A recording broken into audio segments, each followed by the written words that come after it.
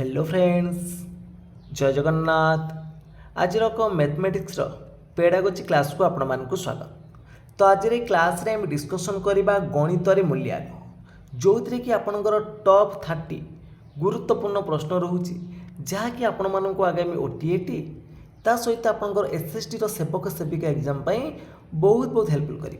तो निश्चित भाव में आपण मैंने भिडियो शेष जाए देखूँ, निश्चित भाव में आपण मानी हेल्पफुल रही। जदि आपण मानक ये भिडियोटी भल लगी निहाती भाव में लाइक करेंगे, कमेंट करेंगे, ता सहित सेयार करेंगे एवं जो पिला माने कि चैनल को प्रथम थर पर विजिट करुवे चैनल को सब्सक्राइब करेंगे। तो चलतु डेरी नक आज क्लास टी को आरंभ करवा। तो आज प्रथम प्रश्न अच्छी, शिक्षार्थी माने शिक्षादानर उद्देश्य केते दूर हासिल करुचंती ताहा स्थिर करने तथ्य गुड़िक संग्रह करने, विश्लेषण करने एवं व्याख्या करिवार श्रृंखलित प्रक्रिया ही मूल्यांकन अटे। तो यही संज्ञाटी कହାର, यही संज्ञाटी किए देथिले? तो शिक्षार्थी माने शिक्षादानर उद्देश्य को केते दूर हासिल करिसंती ताहा स्थिर करवा, ता सहित कौन ना तथ्य गुड़िक संग्रह करवा, ताकू विश्लेषण करवा, ताकू व्याख्या करवा। तो यही संज्ञाटा को किए देथिले ना? यही संज्ञाटा को देथिले हमर सीबी गुच देथिले। तो ऑप्शन नंबर ए हबो एटी राइट आंसर। तो परवर्ती प्रश्न अच्छी, केउटी मूल्यांकन प्रकृति, केउटा मूल्यांकन प्रकृति? यह एक निरंतर प्रक्रिया ना यह एक विस्तृत प्रक्रिया ना यह एक समय सापेक्ष प्रक्रिया ना उपरोक्त समस्त? देखो मूल्यांकन प्रकृति गोटे समय सापेक्ष हेनी, तो यहाँ आपंकर हेनी माने उपरोक्त समस्त कटिगला। तो मूल्यांकन कौन? एक विस्तृत प्रक्रिया। तो ऑप्शन नंबर कौन हम ये बी हम राइट आंसर। तो परवर्ती प्रश्न अच्छी, केउटी प्रारंभिक परीक्षार उद्देश्य? तो प्रारंभिक परीक्षार उद्देश्य कथा पचार, तो सठिक उत्तर कौन आसब? तो प्रारंभिक परीक्षार उद्देश्य कौन ना प्रदत्त निर्देशनार दोष त्रुटि संपर्क अवगत होगा, ता सहित प्रश्नर व्यवहृत अस्पष्ट शब्द गुड़ी चिन्हवा।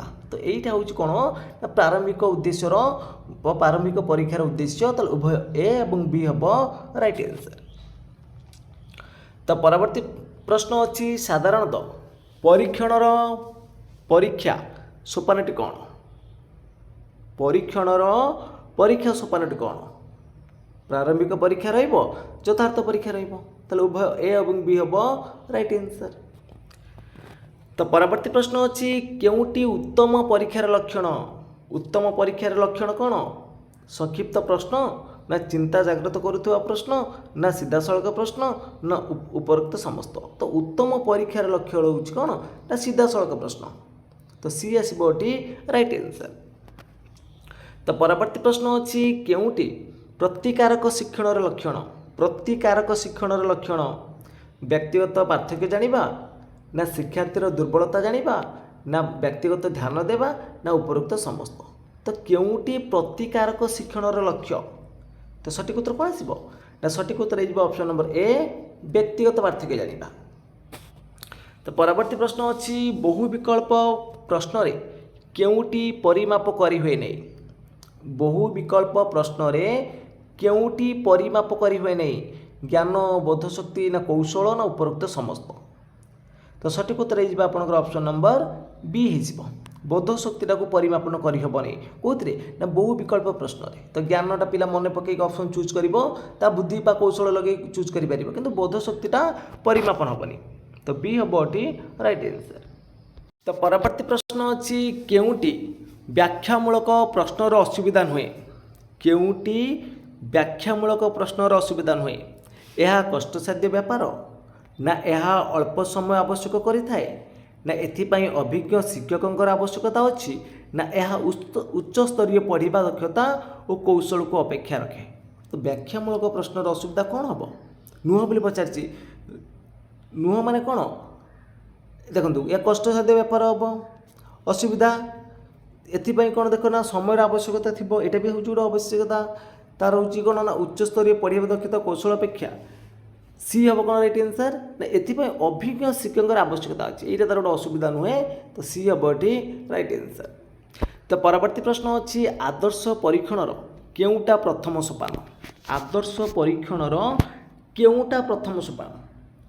परीक्षणर परीक्षा ना परीक्षणर प्रस्तुति ना परीक्षणर योजना ना परीक्षण मूल्यांकन। तो आदर्श परीक्षणर प्रथम सोपान हूँ कौन ना परीक्षणर मूल्यांकन। तो डी हम ये राइट आंसर। तो परवर्ती प्रश्न अच्छी केउटी समापन प्रश्नर असुविधा नुहे। तो केउटा समापन प्रश्नर असुविधा नुहे। तो 10 नंबर आपंकर सठिक उत्तर कौन आस। तो एथिरे जटिल धरणर शिक्षण फलाफल परिमाप करा जाई परिबो नहीं। ऑप्शन बी रो देइछि एथिरे शिक्षार्थी माने असाधु उपाय अवलंबन करिवार संभावना न थाए। ऑप्शन सी रो देइछि यथेष्ट अभिज्ञता नथिले प्रश्न प्रस्तुत करि हेबो नाही। ऑप्शन डी रो देइछि एथिरे गोटिए प्रश्नर गोटिए उत्तर आशा करा जाय थाए। केउटा समापन प्रश्नर असुविधा नुहे। देखंतु समापन प्रश्नर असुविधा नुह कोटा ना एथिरे जटिल धरणर शिक्षण फलाफल परिमापन करा जाय परिबोनी। एटा दर असुविधा नुहे। तो ए हबो एठी राइट आंसर। तो परवर्ती प्रश्न देइछि मूल्य निर्धारण पई केउटी को प्राधान्य दिया जाबा आवश्यक। मूल्य निर्धारण पई केउटा को प्राधान्य दिया जाबा आवश्यक। मूल्य निर्धारणर उद्देश्य ना समय ना शिक्षणर फल ना उपरोक्त समस्त। तो सठिक उत्तर हम ऑप्शन नंबर डी उपरोक्त समस्त। तो परवर्ती प्रश्न देइछि केउटी मूल्य निर्धारणर परिसरभुक्त। केउटी मूल्य निर्धारणर परिसरभुक्त। तो सठिक उत्तर कौन आसब ना सठिक उत्तर हो आपंकर ऑप्शन नंबर डी हो साथी मान निर्धारण हम ये राइट आंसर। तो परवर्ती प्रश्न अच्छी एकक परीक्षण को क्यों मूल्यांकन कह। तो एकक परीक्षणटा को आम क्यों प्रकार मूल्यांकन करिपरिबा। तो कृति मूल्यांकन देइछि उपलब्ध परीक्षण देइछि गठनमूलक देइछि ता सहित सामग्रिक मूल्यांकन देइछि। तो एकक परीक्षणटा होउछि गोटे गठनमूलक मूल्यांकन। तो सी आसब एठी राइट आंसर। तो परवर्ती प्रश्न अच्छी केउटी प्रक्रिया भित्तिक मूल्यांकन। केउटी प्रक्रिया भित्तिक मूल्यांकन समाप्ति सूचक ना गठनमूलक ना निरंतर ना सामग्रिक। तो प्रक्रिया भित्तिक मूल्यांकन जाउछि आपनकर कोडा ना गठनमूलक मूल्यांकनटा। तो परवर्ती प्रश्न अच्छी केउ कौशलटी गठनमूलक मूल्य निर्धारणर अंतर्भुक्त। केउ कौशलटी गठनमूलक मूल्य निर्धारणर अंतर्भुक्त। तो सठिक उत्तर कौन आसब। प्रतियोगिता देइछि एकक परीक्षण देइछि पर्यवेक्षण देइछि उपरोक्त समस्त अछि। तो सठिक उत्तर हो ऑप्शन नंबर डी उपरोक्त समस्त। तो परवर्ती प्रश्न देखंतु परवर्ती प्रश्न अछि समाप्ति सूचक मूल्यांकन केतेबेले करा जाय। समाप्ति सूचक मूल्यांकनटा केतेबेले करा जिवो जोटा हम कहउछंती देखंतु शिक्षादानर प्रथम भागरे ना शेष भागरे ना उभय ए एवं बी ना केउटी नहीं। तो समाप्ति सूचक मूल्यांकनटा शेष भागरे हम। तो ऑप्शन नंबर कौन हम ये बी हम राइट आंसर। तो परवर्ती प्रश्न अच्छी गुणात्मक तथ्य संग्रहर केउटा साधनी। गुणात्मक तथ्य संग्रहर केउटा साधनी। तो सठिक उत्तर कौन आसब ना सठिक उत्तर हो आपंकर ऑप्शन नंबर सी साक्षात्कार पर्यवेक्षण रहिबो। तो उभय ए और बी हम राइट आंसर। तो परवर्ती प्रश्न अच्छी फलाफल उपरे क्यों मूल्य निर्धारण निर्भर करे। फलाफल उपरे क्यों मूल्य निर्धारण निर्भर करे। समाप्ति सूचक ना व्यवस्थान ना निरवच्छिन्न ना केउटी। तो आमर फलाफलटा होची समाप्तिमूलक। तो परवर्ती प्रश्न अच्छी सामग्रिक मूल्यांकन रे क्यों शिक्षण उद्देश्य प्रति गुरुत्व दिया जाए। सामग्रिक मूल्यांकन रे क्यों शिक्षण उद्देश्य प्रति गुरुत्व दिया जाए। ज्ञानात्मक भावात्मक क्रियात्मक ना उपरोक्त समस्त। तो सामग्रिक मूल्यांकन अर्थ होची तार कौन ना सबू दक्षता गुड़ी आम मापिबा। तो सब गुड़िक रही ज्ञानात्मक थी भावात्मक थी क्रियात्मक रही। तो डी हम ये राइट आंसर। तो परवर्ती प्रश्न अच्छी निरवच्छिन्न मूल्यांकन केतेबेले करा जाए। निरवच्छिन्न मूल्यांकनटा केतेबेले करा जिवो। शिक्षादान पूर्व ना शिक्षादान समय रे ना शिक्षादान शेष ना उपरोक्त समस्त।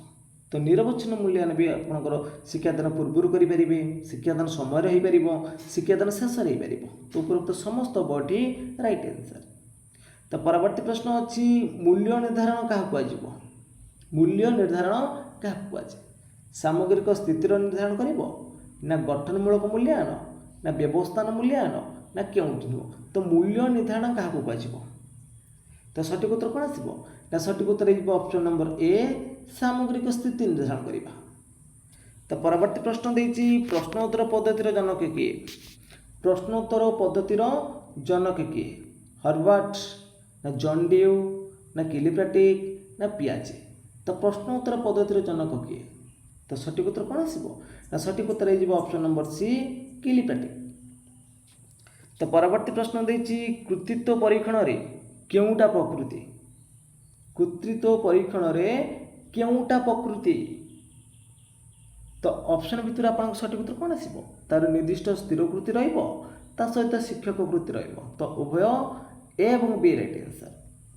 तो परवर्ती प्रश्न अछि केउटी कृतित्व परीक्षण रो उद्देश्य कोउटा ना देखंतु ऑप्शन नंबर जो सी देछि आपनकर दक्षतार परिमाप होउछि हमर उडे कृतित्व परीक्षण रो उद्देश्य। तो सी अबठी राइट आंसर। तो परवर्ती प्रश्न अछि शिक्षक केतेबेले तुलनात्मक प्रश्न पचारि थांती शिक्षक केतेबेले तुलनात्मक प्रश्न पचारि थांती शेष रे ना प्रारंभ रे ना उभय ए एवं बी ना केउटी बी। तो सठिक उत्तर हम कौन ना ऑप्शन नंबर सी उभय ए एवं बी।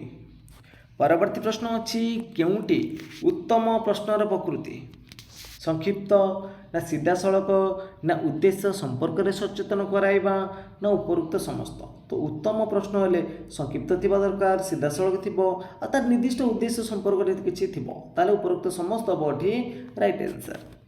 तो परवर्ती प्रश्न अछि केतेबेले बोध ज्ञान प्रश्न पचरा जाई थाए बोध ज्ञान प्रश्नटा केतेबेले पचारि जिवो प्रत्येक एकक शेष रे ना सबु स्तर रे ना प्रत्येक एकक आरंभ रे ना उपरोक्त समस्त। तो बोध ज्ञान प्रश्न केतेबेले पचारि जिवो ना कोन ना प्रत्येक एकक रो शेष भाग रे। तो ऑप्शन नंबर कोन हबो ए हबो काना गुटे एकक पढि साला परे तो पिला माने केते दूर बुझी चंती तो प्रत्येक एकक शेष रे हमें बोध ज्ञान मूलक प्रश्न पचारि जिवो उचित। तो परवर्ती प्रश्न अछि उन्नतमूलक प्रश्न क्यों मानक पय पचरा जाए उन्नतमूलक प्रश्न। तो मंथर शिक्षार्थी हेनी मंथर पिला उन्नतमूलक प्रश्न पचार जापरि मध्यम धरण पिला ये फलप्रद ना तो धीमान शिक्षार्थी जो मैंने उच्च मेधावी रही तो से उन्नतमूलक प्रश्न पचार जाए। तो परवर्ती प्रश्न देछि केउटी निरंतर सामग्रिक मूल्यांकन उद्देश्य निरंतर ओ सामग्रिक मूल्यांकन उद्देश्य अटे कोटा ऑप्शन भितर आपनकर सठिक उत्तर कोन आसीबो ना शिक्षादान क्षेत्र में शिक्षार्थी मानकर शिक्षण उपलब्धिर क्रमिक प्रगति जानिबा एटा होची सामग्रिक बा निरंतर मूल्यांकन उद्देश्य। ता सहित देखंतु विभिन्न पाठ्य तथ्य अन्यान्य विषय रे शिक्षार्थी दुर्बलता दक्षता जानिबा एटा भी होची सामग्रिक और निरंतर मूल्यांकन उद्देश्य। ताले उभय ए एवं बी हबो एटी राइट आंसर। तो परवर्ती प्रश्न होची निरंतर और सामग्रिक मूल्यांकन शिक्षक को किपरि सहाय्य करे। तो निरंतर और सामग्रिक मूल्यांकन शिक्षक को किपरि सहाय्य करिवो। तो ऑप्शन देखि नेबे तो आपन सठिक उत्तर आसीबो ऑप्शन नंबर डी उपरोक्त समस्त। तो फ्रेंड्स आज क्लास टी सरी जाइए जदि आपण मानक क्लास टी भल लगी निश्चित भाव में लाइक करेंगे कमेंट करेंगे ता सहित शेयर करने। तो फ्रेंड्स आज पे जय जगन्नाथ जय हिंद।